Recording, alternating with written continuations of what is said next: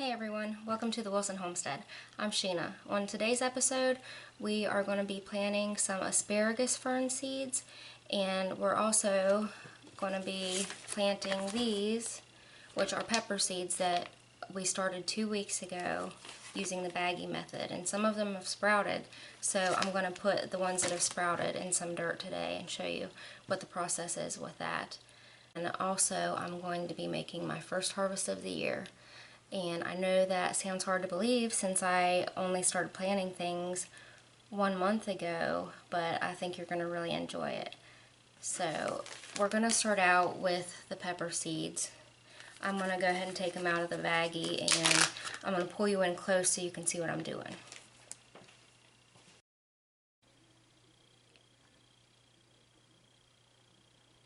Here's one of the pepper seeds that has started to sprout.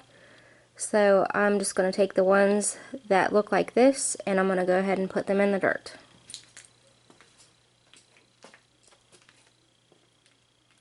Just going to make a tiny hole in the dirt and just plop them in there and cover them up. And that's it. Okay, so now I want to work on the asparagus fern seeds.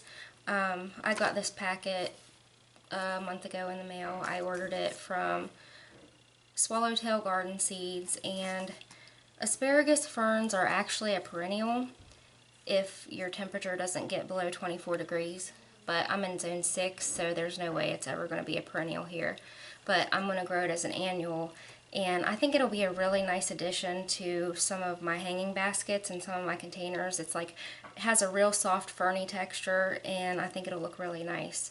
But with these seeds, they're a large seed, and the outer coating is really thick, so it has to be nicked or scarred and then soaked for 24 hours before we plant it. So I'm going to pull you in close again so you can see what I'm doing.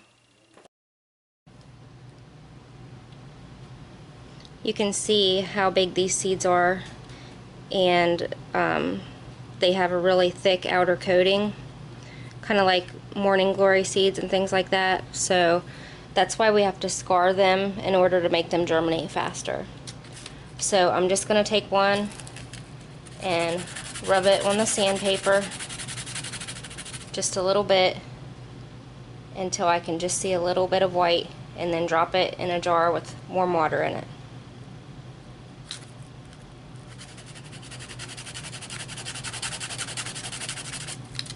And I have to do this to each one of them. You could use a nail file for this too if you don't have sandpaper. And it's that easy. And we're just going to leave them in this jar to soak for 24 hours, and then I'm going to put them in some soil.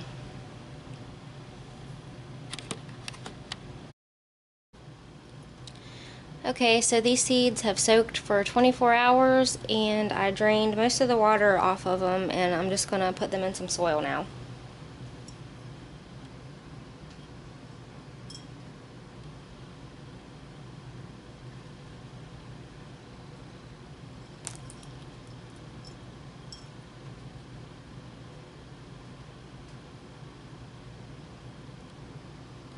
Okay, I've got one in each spot in this container, and I'm just going to cover it with a little more damp soil. And there you have it. Okay guys, so now we're going to move on to the harvest that I promised you. It's been about a month since we planted our onion seeds, and they're tall enough now that we can just trim the tops of them back. And so I'm going to cut them back by about half. I'm going to leave 3 or 4 inches of them still growing.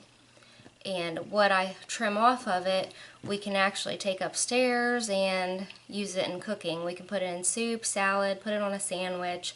I'm going to take you along with me to show you what I'm going to do with mine. But first, let me bring you in close so I can show you how to harvest the tops off of these baby onions. These are the Granix hybrid seeds, and I'm just going to trim them back a little bit.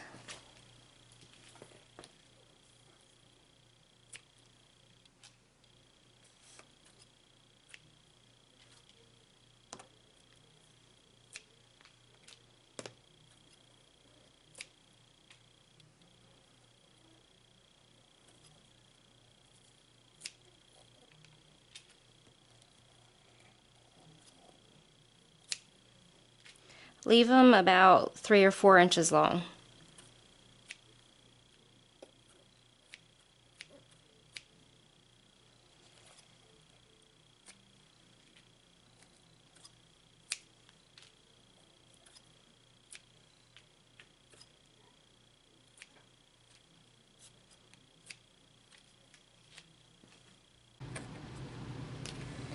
So here's my harvest, and now I'm going to take you upstairs and show you what I'm going to do with these.